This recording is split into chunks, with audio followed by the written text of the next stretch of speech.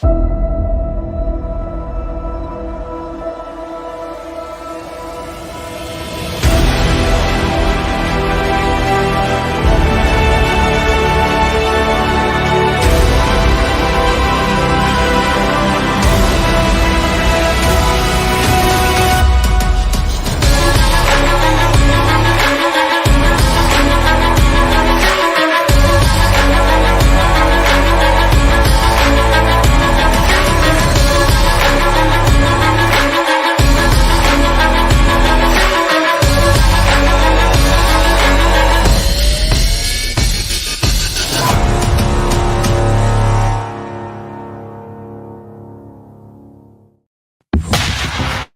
the Black Swan Media Studios, deep inside a secret underground bunker, we're speaking to freedom-loving patriots from all around the country and the world.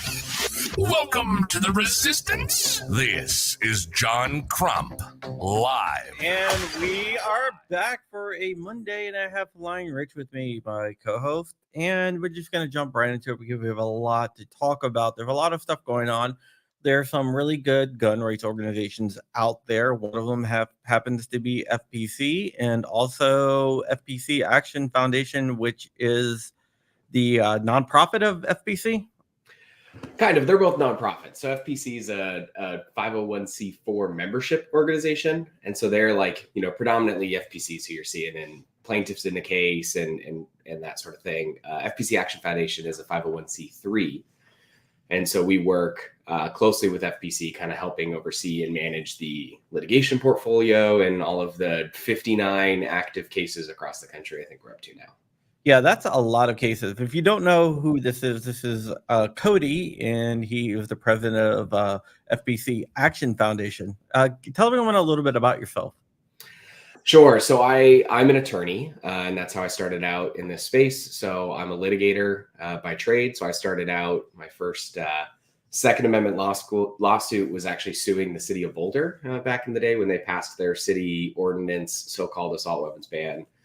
And it's kind of just been history since then. So started out in the courtroom, litigating these cases, transitioned to FPC a few years ago, and started litigating cases on behalf of FPC, and then transitioned over to FPC Action Foundation, where basically our goal is to help oversee and manage FPC's litigation portfolio. When you've got 59 active cases across the country dealing with everything from so-called assault weapons bans to magazine bans to ATF regulations, it's important to make sure that you're consistent and have a specific strategy across. So that's my job, my role. FPC Action Foundation has some of its own programs as well. And so we've got some other stuff we're working on as well, but generally speaking, you'll see us doing litigation. Yeah, Jordan Vinro, who owns JFD Supply. I'm not sure if you're familiar with Jordan or not. I do know Jordan. Yes. Yeah. Jordan, you can email me. We'll talk.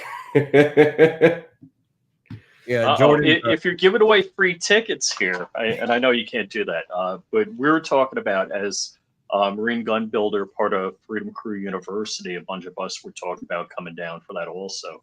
It's like, stand be there at 4 a.m. to get in line. Yeah. Supreme Court arguments have become more and more popular over the years. And it's really funny. You'd never think, when I started out in this space, I did some APA, Administrative Procedure Act work. One of my early cases, I dealt with the Greater Yellowstone Ecosystem grizzly bear delisting before I did just guns. And you never really think that people are going to get interested about Administrative Procedure Act cases. And yet, now that we have ATF wading in, obviously the bump stock case was really popular. And of course, this Vanderstock case coming up next month is going to be another really big one. So we're excited to see that people are fired up about agency overreach and APA cases. So it's definitely not the sexy, normal Second Amendment straight lawsuit that people are usually interested in. So it's good to see. Yeah, I'm going to go down to the Vanderstock case too. I don't have to fly in or anything. I'll just wake up in the morning and drive in. Makes it a lot Crumpy, easier. can I ride with you? Did you ride in? Yeah. Absolutely, if you want to. That's going to be definitely an interesting case. It there's going to be probably a lot of protesters outside. There usually is any type of gun case. Really? You think so? Yeah, any type of gun case. There's always protesters outside SCOTUS.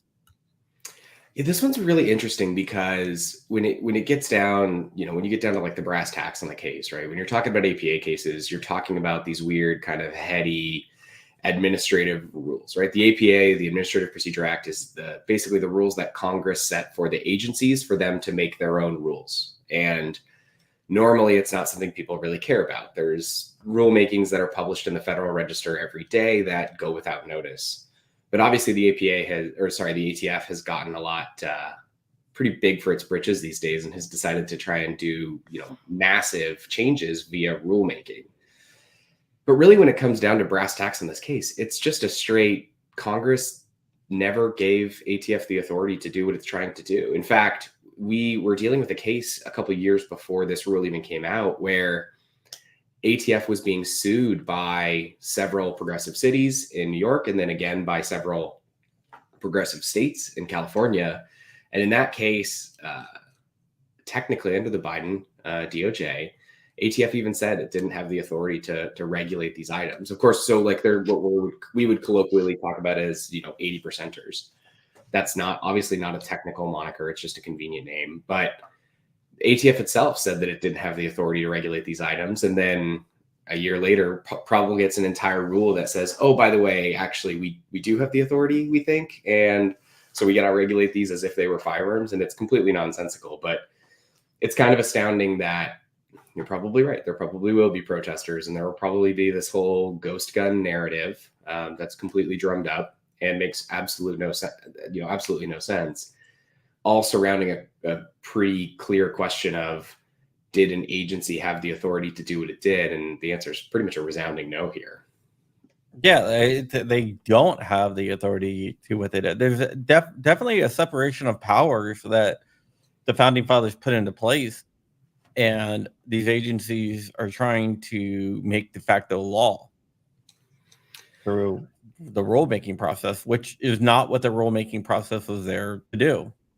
Yeah, absolutely. This goes well beyond the statutory command. I mean, the statute's directly explicit as to what constitutes a firearm. It's a 4-part definition. It's very clear that they're mixing portions of the definition together.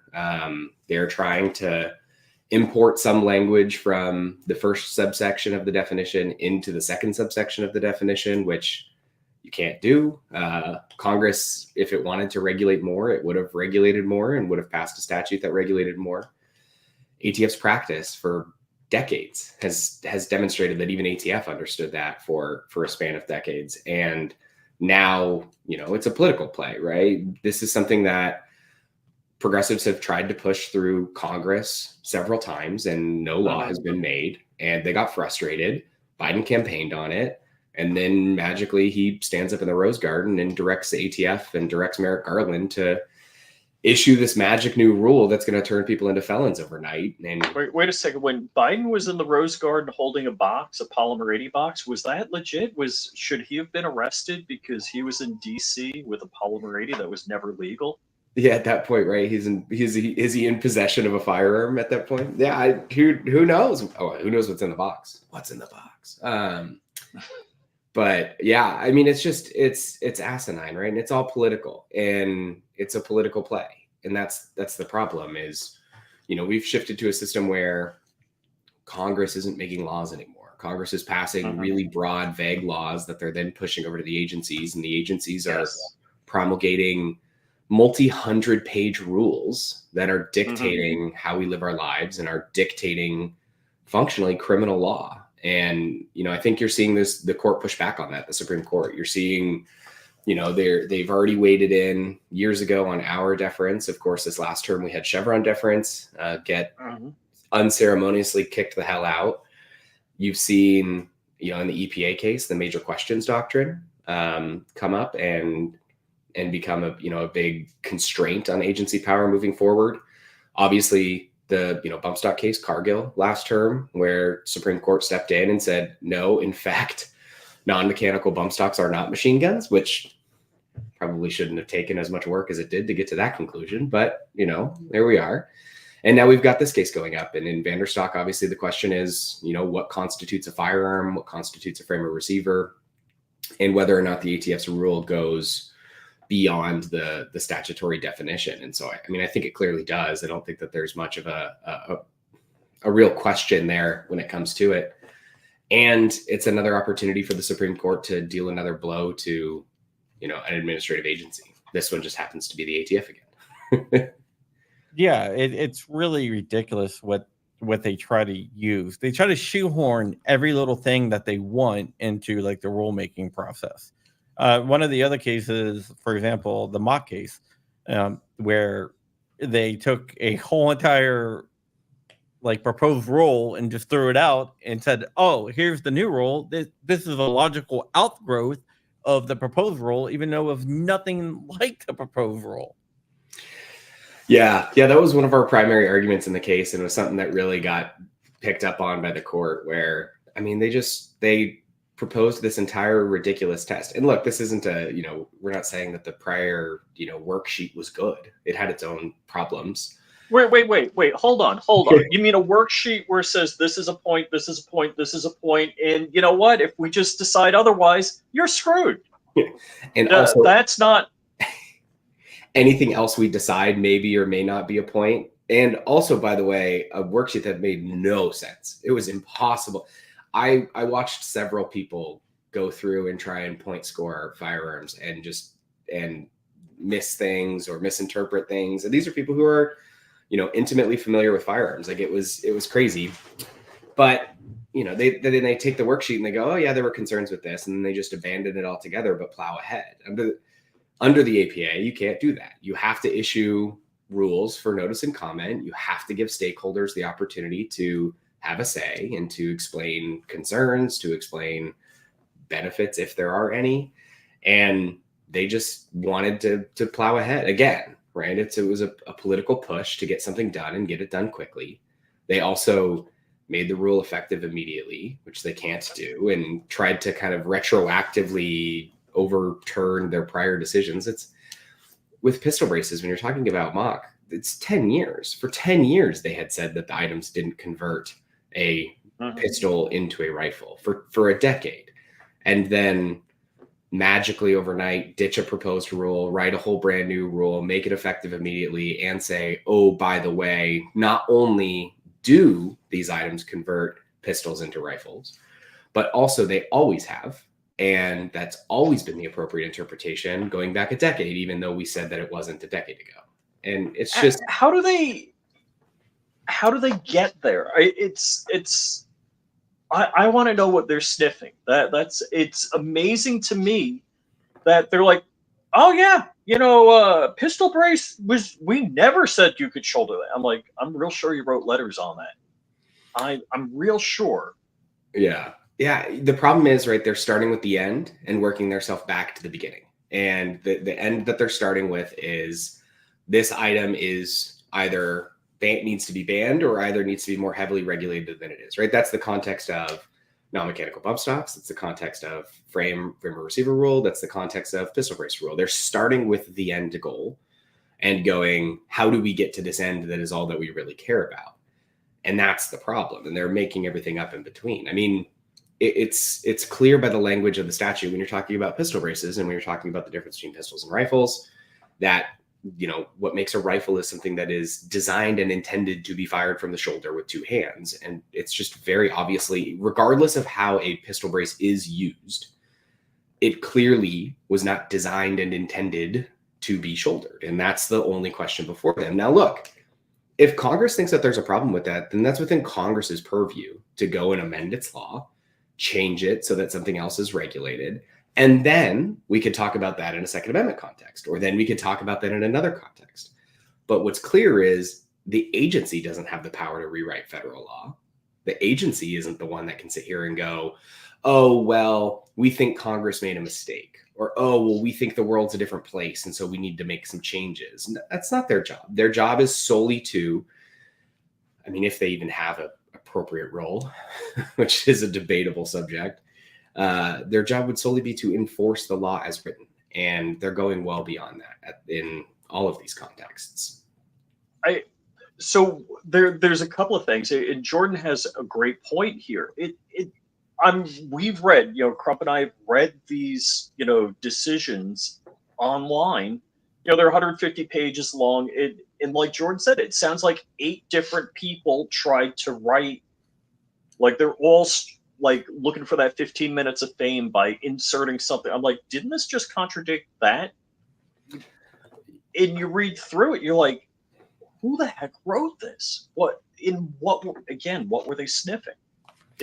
Some of these things are pretty amazing. But one of the questions I have is, I've listened to the oral arguments, and I hear like Hagen and Sotomayor. I'm like, oh my God, are you a 2-year-old? What kind of question is that? Or they're like voicing how they think these things work.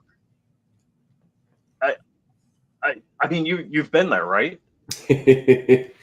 Yeah, so it's interesting. I think one thing that's been really unique is having as many people pay attention to the court these days compared to before. I think everybody listened in on that Cargill argument, right? And I think one thing became immediately clear to the firearms community at large, which was the court doesn't understand how these things work necessarily. No.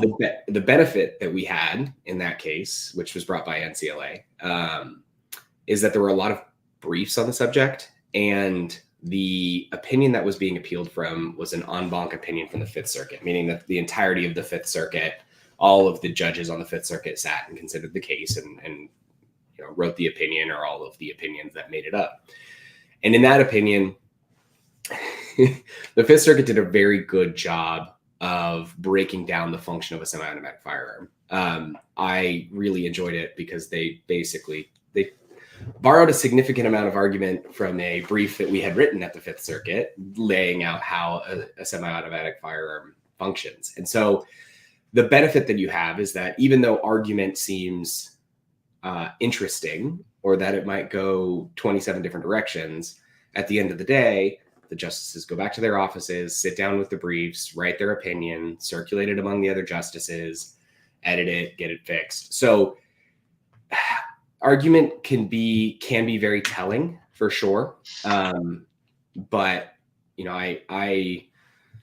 it doesn't always dictate exactly how a case is going to come out, or exactly how an opinion is going to come out. And so sometimes you get those really off the wall questions in argument, and then there's nothing even related to it, when even in a dissent or a concurrence. So sometimes those questions can be concerning. Sometimes, you can feel like things are going off the wall, but a lot of times that doesn't end up making it into kind of the final written opinion of the court. But what was clear is that, there was a difficulty understanding just the basic function of firearms by the court in that case. And so that was a big correction that we saw in the opinion that came out. And I think that, that's certainly informed how things are being briefed in other courts in other areas. But it's also not just the Supreme Court, right? Like, there's plenty of judges across the country who have, no idea how some of these things work and function. Oh, no. And they're making decisions about them. What I always tell Rich, and I tell everyone this, is you never know what you can listen to a case and you can be like, oh, this is going this way, this is going to go this way, but you never can be for sure until that decision comes out. But I've seen it go both ways, where you're like, oh, we slam dunk, our side won this, our side being the pro-gun side. Oh yeah. And we lose, or sometimes I'm like, man, this is going to be a bad decision for us, and it comes out and it's a good decision. Yeah. And you never know how much argument's going to affect, right? I had a mentor who used to tell me, like, you certainly, you can't win it at a case at argument, but you can sure as hell lose it. And sometimes judges haven't made a decision coming in. Most of the times they have made a decision. So you might influence bits and pieces of the opinion at argument. You just never really know where a judge is at, where argument is going to take them, what it's going to bring up, what it's not. So, those are always, it's always important to listen, follow along, see what's going on, see what's being talked about. But you never know exactly what's going on until you get that opinion. Yeah. We're just clicking on something here. Matt Hoover, the CRS Firearms Auto key card case. Matt thought he had it wrapped up. He thought, like, he's walking, that's it. And that, yeah. wow. Yeah, you never know. And sometimes it goes the other way too, right? We just got an opinion out of the Ninth Circuit. So we, brought a lawsuit after their, I think it was SB2, which was their Bruin response bill, their so-called sensitive places. And we got an injunction at the district court, and we just got an opinion out of the Ninth Circuit, and the Ninth Circuit upheld significant parts of the injunction. But that's, in my mind, that was like they put, sensitive places on the wall and threw darts. It's like, well, if it's a basement, if the parking lot is shared with a bodega, I'm like, yeah, let me. How? I didn't say it was understandable. I just said they upheld it. I got a question about the case. Yeah. FPC, one of the cases in there was the FPC case. Yeah. There, a lot of the injunction was held up, but there were certain areas that they knocked down. For example, parks, which was the most ridiculous arguments that, there was no such thing as these type of parks back then, so therefore, whatever. Is FPC planning on appealing the parts that were knocked down? So we're taking a look still. We're still talking with counsel. We don't, I can't say that there's a specific decision as of yet. But there's plenty of paths that case can take forward. That case can go forward under. There's also several cases, right? And so that's another part of it as well. So we have Carlero, which is one of the three that are consolidated together. Three, yeah. Two Hawaii, one Hawaii, two California cases. Correct. Yeah. So, we'll definitely be in discussions with other plaintiffs' counsel to see what's going on that front. Our attorneys will be, and we'll decide what we can do and the best path forward. But it's interesting in that, I was talking about this earlier. It's really interesting that the opinion attempts to do history, which I actually think is a net positive. I think it's good that courts are being forced to do text as informed by history, or the text and history test. The opinion didn't necessarily do it very well in some instances, right? They're analogizing some non-analogous laws, and they're drawing a lot from very little. But it is really interesting to see the Ninth Circuit kind of split an opinion. A Ninth Circuit panel split an opinion that way and go a little bit here, a little bit there. Again, not saying that it's understandable or that it's a great opinion, but it is interesting when you see, a court come out and work through each one and thumbs up some, thumbs down the others. So it'll be interesting. Yeah. The problem with these things that I see is it makes even the frame and receiver rule. It's like, is it legal for me to do frame, or is it not legal? What day, what county, what class, as a citizen and somebody who pays attention to this stuff, it's tough figuring out when is it legal? When is it legal? I have no idea. Yeah. And the problem you run into is that's by design from the government, right? They have no interest in it being understandable. They have no interest in people understanding where the bounds are, understanding where they can or cannot exercise their rights. They're not going to come out. They will refuse to come out and provide guidance. They'll refuse to say, no, we're not doing this, or yes, we're doing this. And they leave it into this weird spot. And then you also get a problem where, I'm an attorney, but I don't represent you guys. I can't give legal advice to people who aren't clients. And so then it also puts it on the other side, where a lot of times people will be like, well, why don't you just come out and tell us what we can do? I legally cannot. I can give you all of the tools. I can give you the opinion. Right. I can tell you what I believe the opinion says. And I can tell you, we can put out, FPC will put out statements about what, FPC's interpretation of the opinion is. But at the end of the day, it's an unfortunate function of our legal system, right? And it forces people who don't necessarily have the means to be put in this weird place of, some people can't afford to just reach out to an attorney, hire an attorney to be like, hey, can I carry here? Can I not carry here? Can I own or possess this? Can I not? And so instead they're forced into this choice of, I do something that might be illegal and risk punishment. Right. And some people aren't in a place where they're comfortable doing that, or I just don't exercise my rights. And that's the choice that the government wants, right? Government wants you to be afraid that there may be enforcement, and thus to not do what government already is trying to stop you from doing, even if they can't. And that's where you run into this really perverse problem when you've got agencies promulgating these 200-page rules that are going to, oh, geez. I don't know how to There's going to do be that. Darth Vader. Yeah. But yes, you get these really perverse rules where agencies are putting out 200 pages and people can't understand them. And that's exactly what the agency wants. Hold on. This was 4 pages, Yeah. big pages, but this They're was big 4 pages. Yeah. Yeah. No, I'm with you, right? We have this degradation of our system where everybody looks to government. We've gotten to a place where, I have this, pet peeve. I hate the term constitutional rights. You don't have any constitutional. Well, there are some that are specific, but you don't have a constitutional right to keep and bear arms. You have a constitutionally protected right to keep and bear arms. But until we reverse this thinking, and I don't mean us, like the three of us, like writ large, right? And it's this idea that government is your dad and it's going to do what's best for you. Like the founders and framers knew that was not the case, but we've gotten into a place now where people just defer and refuse to get educated and refuse to see it. So it's tough. And yeah, I think that was just a rather long rant that didn't really respond to what you were asking. Yeah, right. That brings up another good question. Another good thing that I always say that the Constitution is a document of negative liberties, and it's negative liberty for the government because it puts restrictions on the government. It acknowledges your inalienable rights, but it does not give you those rights. Yeah.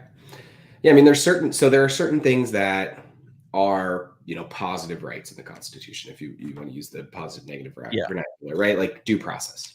Well, you can't have due process unless there is a process, and the process that is established is a government process. So yes, there are some things that are based on a natural right, your right to life, liberty, property, pursuit of happiness.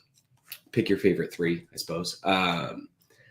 But there are some things that are granted as by virtue of creating a government. But there are way more things that are specifically reserved and are intended to be protected. But when you look at Article 1, for example, like when you're talking about Congress, there's one section that talks about the things that the limited number of things that Congress is allowed to do. And then there are several provisions where like, oh, by the way, we definitely don't mean that they can't do that they can do any of these things. And it's just, you've gotten to a point where some of those statutes and clauses have been expanded by the legal system and expanded by lawyers and expanded by courts for 100 years. And, part of the mission is to do everything we can to wind those back as much as possible to get us to a place where people are able to live their own lives as they see fit and are not, beholden to government at every turn. Do you know that there's a government regulation about how many cherries you can have in fruit salad to call it very cherry fruit salad? Yes. That's a government regulation. Yeah. Well, I want the government out of my toilet. I want to be able to flush as many gallons of water down the tube as I want. I pump it. I live in Florida. I pump it out of the ground myself. There is no limit to the amount of water. I can't pump too much. Well, here you go. Sugar-free soda can have sugar. What sugar-free soda means in the government's purview is that it's cane sugar-free, which means you can use high fructose corn syrup all you want. Oh yeah, because that only applies to cane sugar. It's crazy, and that's when you get into this.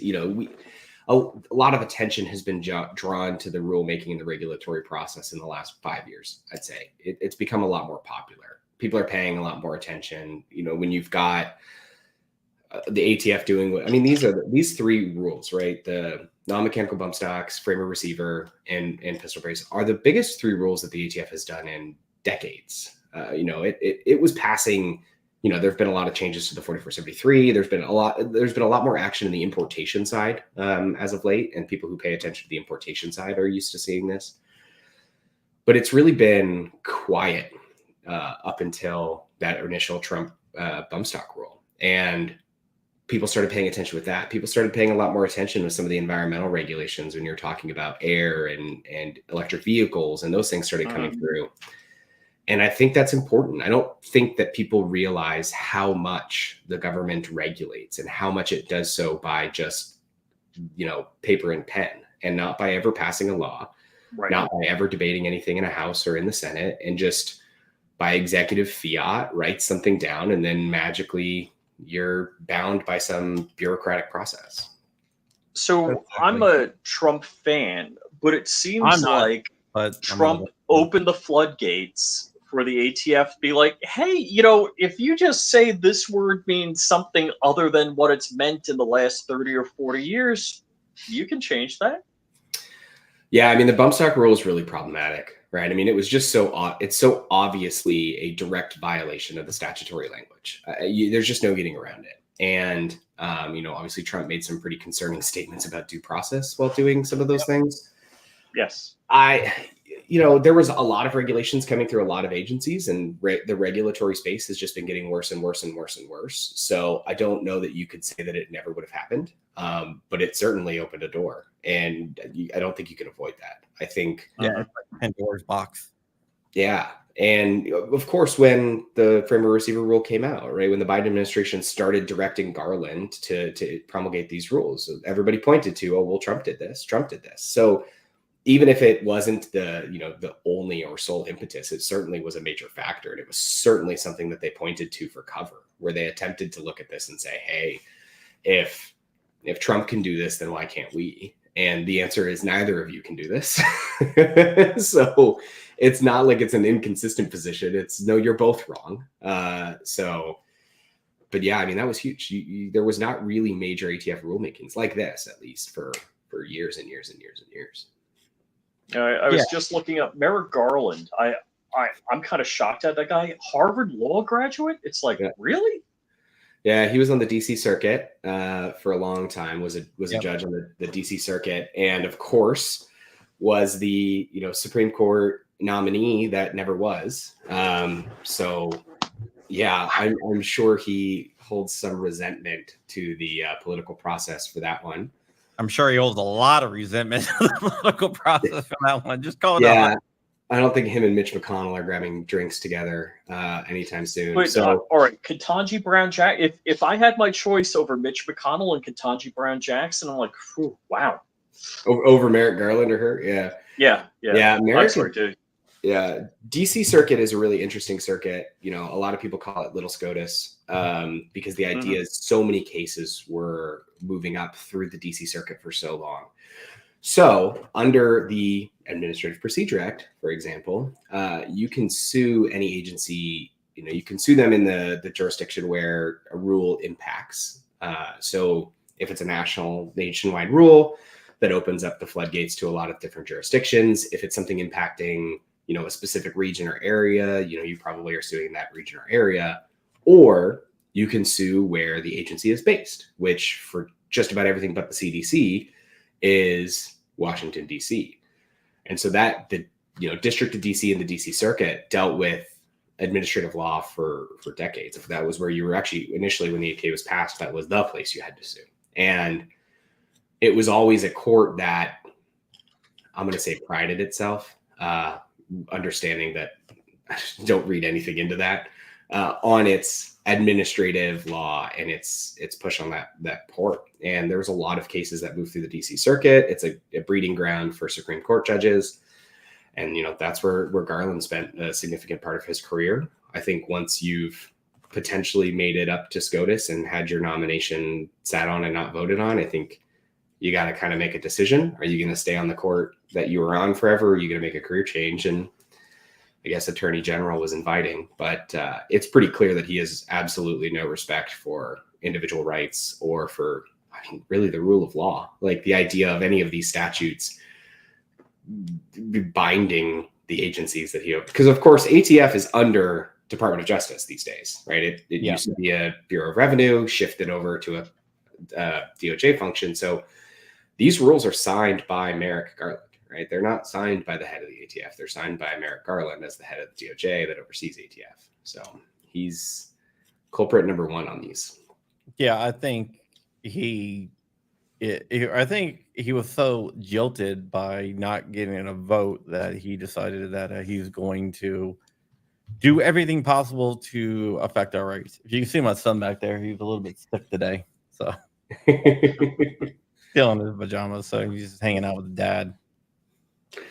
Yeah. I mean, it's not just in the firearm space. Obviously, like that's where we spend our time, and that's what we see a lot. But there's a lot of problems in a lot of different areas when you're talking about federal government overreach these days, and the bureaucracy loves to be bureaucracy, right? They want to dictate every aspect of your life, including what labeling works in grocery stores. Like it is pervasive. There is not a single thing today that government does not regulate in some form or fashion. I mean, every single thing these days is regulated in some way, and it's just not good enough, right? You see more and more regulations seeking to expand power. You see, it's not also like we're spending a lot of time talking about ATF and federal government, right? But it's not exclusive there, right? You're seeing states do these crazy actions to reach as far as they can to try and regulate and ban and make people criminals for just owning property. And there are definitely a lot of places where governments are really out of hand. Yeah, I think in Maryland they made it like illegal to catch rainwater unless you pay taxes or something like that. That's several states. Yeah, but Maryland's right next to me, so yeah. No, it's crazy. I mean, there was rules under the Obama administration where a stock water pond in the West was considered to be a navigable waterway under the Waters of the United States Act, and thus regulated by the federal government, like a literal stock water pond in the West.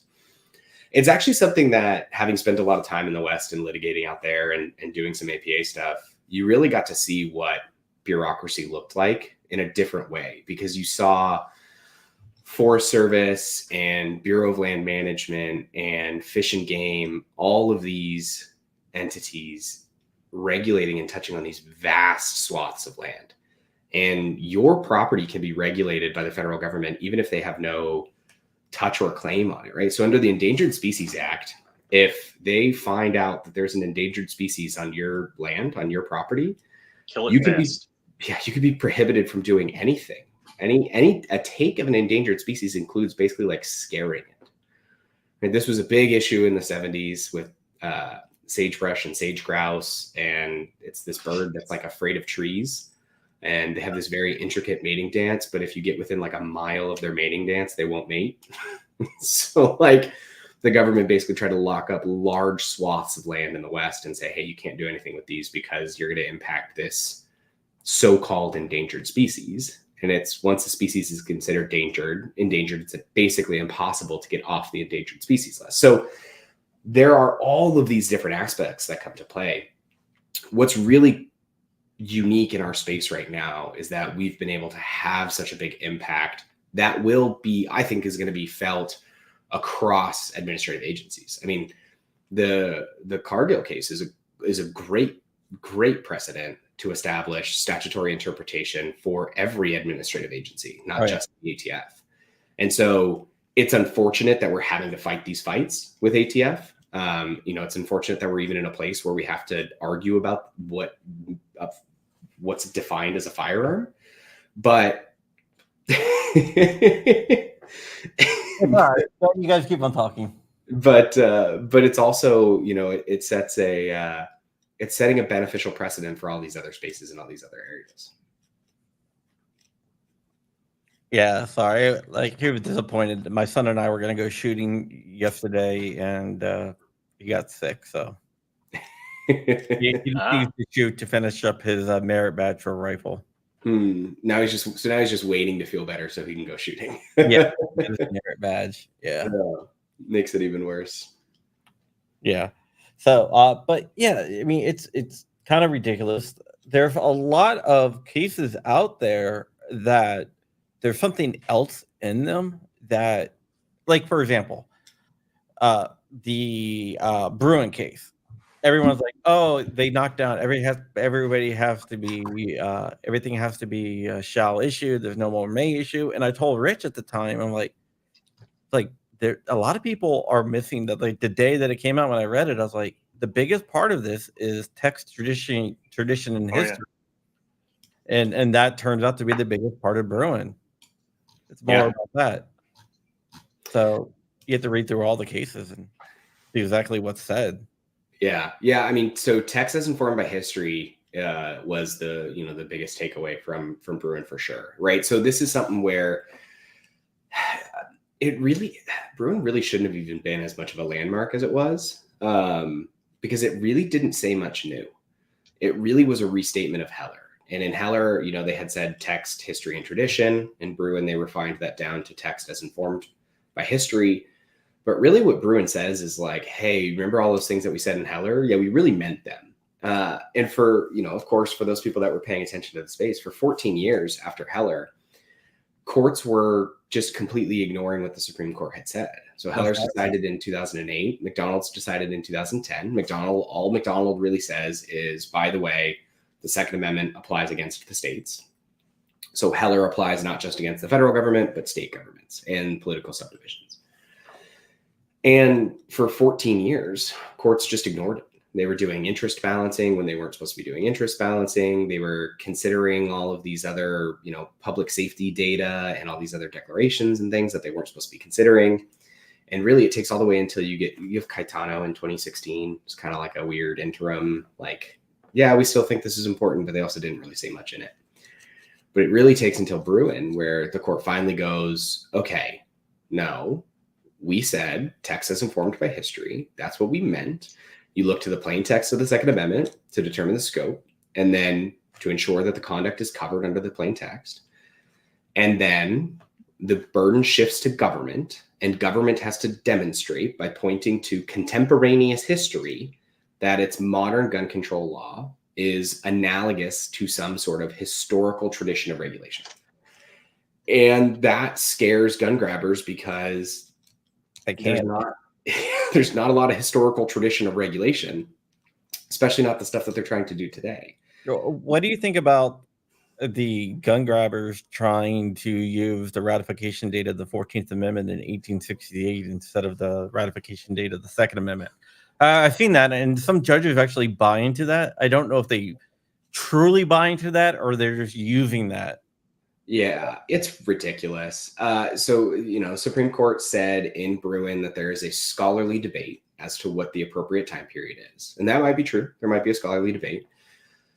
But the Supreme Court, in dealing with every other right protected under the Bill of Rights, has already answered this question and has already established it at the ratification of the Bill of Rights, not the ratification of the 14th Amendment. And so it's not new. This shouldn't matter. Like, this isn't new in the Second Amendment context. It's been done in First Amendment, Fourth Amendment, Fifth Amendment.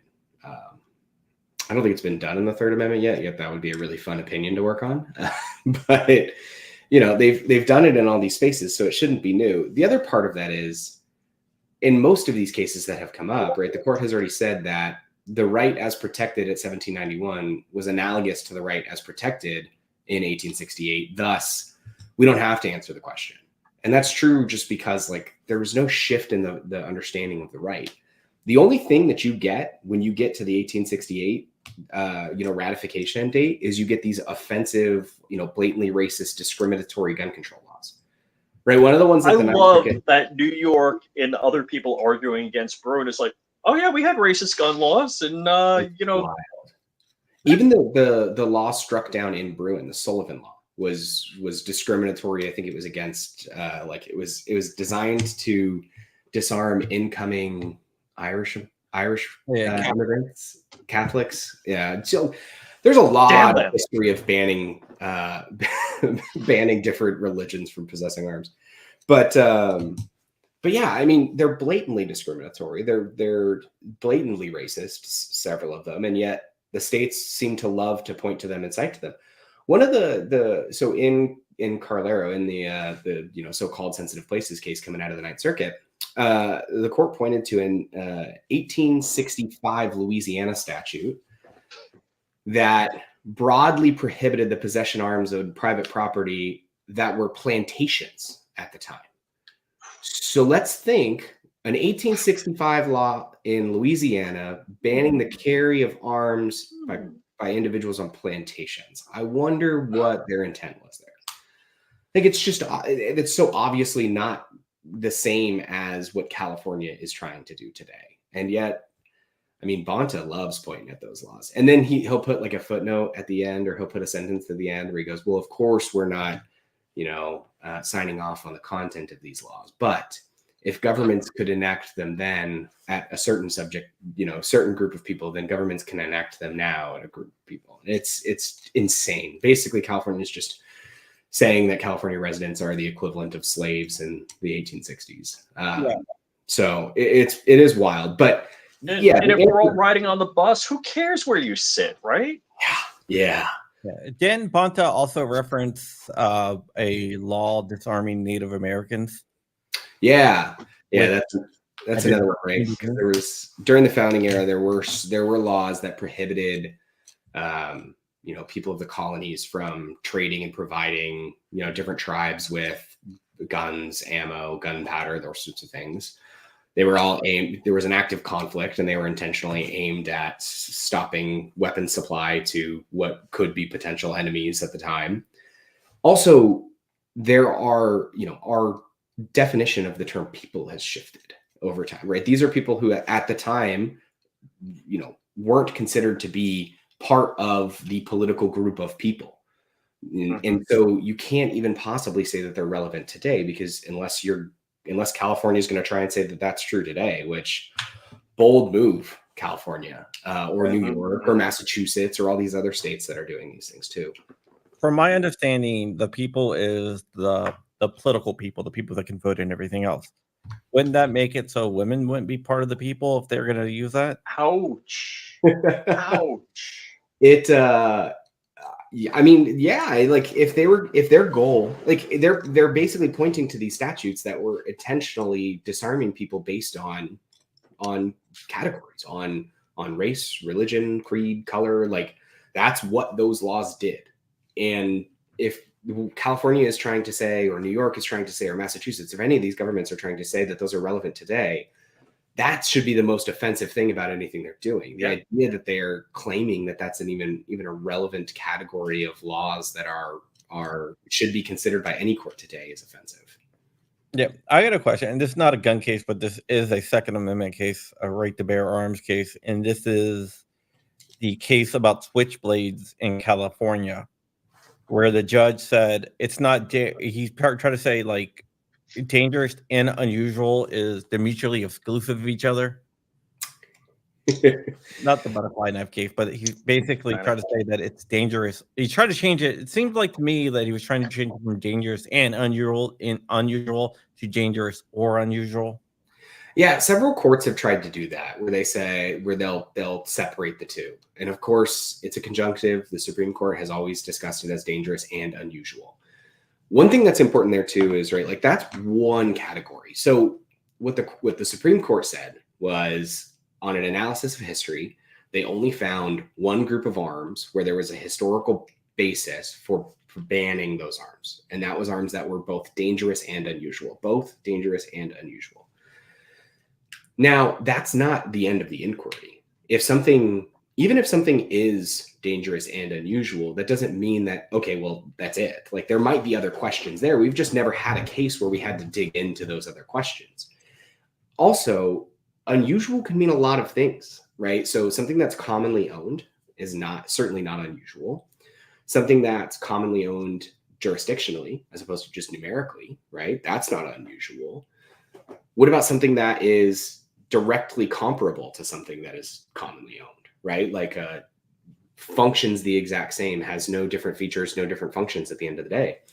That's also probably not unusual. Also, dangerous doesn't mean inherently dangerous. Firearms are inherently dangerous, right? It would make no sense if that word just meant can hurt people. The only way that it can make any sense is if it's exceptionally dangerous. And so what they're talking about there is like, Saturday night specials, right? Things that can be regulated because from a consumer protection side, as opposed to necessarily from a banning firearm side. What they're saying is like, they think that there's a historical tradition of being able to do, consumer protection laws on firearms. And a lot of times they point to the powder storage laws for those. So magazines, right? There were a lot of powder storage laws. Towns are made out of wood. gunpowder was very flammable. Put those two things together and bad stuff happens. But there's a lot that goes into dangerous and unusual. And I saw somebody just talked about in common use, common use for self-defense. That's another one that comes up. And that's that was gonna be my next. Okay. It's just that was gonna be my next question, but I saw Traveler 1970 put it out there, so I was like, I wanted to bring that up. Give him the credit. It's perfect. So, some courts have gone a step further and said, well, these aren't commonly used in self-defense scenarios, which is insane. First of all, it's circular. If you could ban something that wasn't commonly used in self-defense, then you would ban it and it would never be available to be used in a self-defense scenario. Completely circular. But beyond that, the mere possession of an item is using it in self-defense. Like the fact that you have a firearm sitting on your bedside table is you using it for self-defense because it is ready and available to be used in a self-defense scenario. Also, let's not forget why we have a Second Amendment, which has nothing to do with criminals breaking into your house and has everything to do with the criminals sitting in Washington, D.C. It is solely was intended initially to be a check on government power and to check on tyranny. And that is the possession of arms for self-defense is to protect against a tyrannical government just as much as it's to protect against somebody kicking your door in. So the mere possession of the item is it being used in self-defense, because otherwise it's not. You can't say that, oh, well, if I'm going to use something in self-defense, I'd have to go and purchase it immediately, like run out to the store, buy it, bring it back home. Then it'd be ridiculous. And so it's been another one that courts have tried. Some courts have tried to use and weaponize, and I just don't think that it's gonna that line is gonna last very long. Well, my mom used the Saturday Night Special to protect us. I think I'll show you the short so I can get your opinion on it. Hey everyone, I'm here with my mom, and I got a question for her. Mom, when we were little, my sisters and I were very, very little, and someone tried to do a home invasion. What happened? Well, I saw him at the back door, and I saw him fooling with the knob on the door, and I knew he was going to try his best to get in. And with them being so little, I had to protect them, so I went out the front door with my Saturday Night Special, and I went back in the back, and I surprised him. I shot him. And then he ran, and I shot him again. That's my mom. Hey, Yeah. Your mom's badass. Yeah. I like Saturday Night Special. She still owns one. I can see why you like. Yeah. I'm with you. I mean, I think a lot of those regulations are. This is again goes back to like government isn't your dad. Government is not like you shouldn't be looking to government to protect you. One of the benefits, the reason why Saturday Night Specials became popular was because they were cheap and affordable for people, right? Oh. So when you remove a cheap and affordable category of arms, you're not hurting, vast majority of people, right? You're hurting underprivileged people who live in communities where they can't afford, a brand new insert, Glock SIG, whatever your handgun of choice is. And these laws are specifically, I mean, this is what happens when you pass law without thinking about it. All it does is prevent poor people from being able to exercise their rights like everybody else. Thank you for 24 member for 30 months.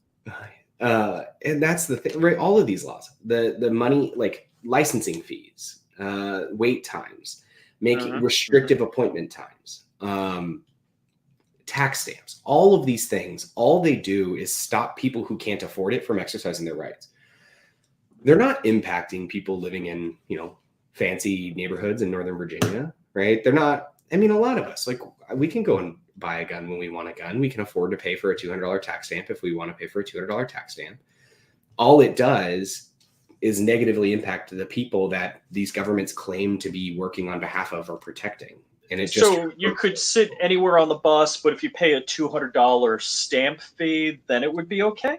Exactly. That's insane, right? It's just these regulations have all of these downstream effects that actually hurt people. And it is this insane, crazy system that in no way actually, it's the Reagan, But what I find interesting is, as a gun owner, it's like, all right, I want an SBR, I want a can, it's like $200, paperwork, blah. And you just take the beating and you don't rationalize it. It's like, oh, you mean I could practice whatever religion I want or say whatever words I want as long as I pay the government $200 and have a piece of paper saying it's okay? It's like, no, that wouldn't be okay. That's another question I have. There was a case in Pennsylvania called Murdoch versus Pennsylvania that said you cannot directly tax for a right. Mm-hmm. When is that going to apply to the Second Amendment? Because I think the NFA is a direct tax on a right. Yeah, and it was passed as a tax on a right. It was passed to be a prohibitive tax. It's the only tax in the nation that has never been raised since it was passed. It's also the only tax in the country that doesn't fund the program required to implement it, doesn't produce the funds necessary for the program to implement it.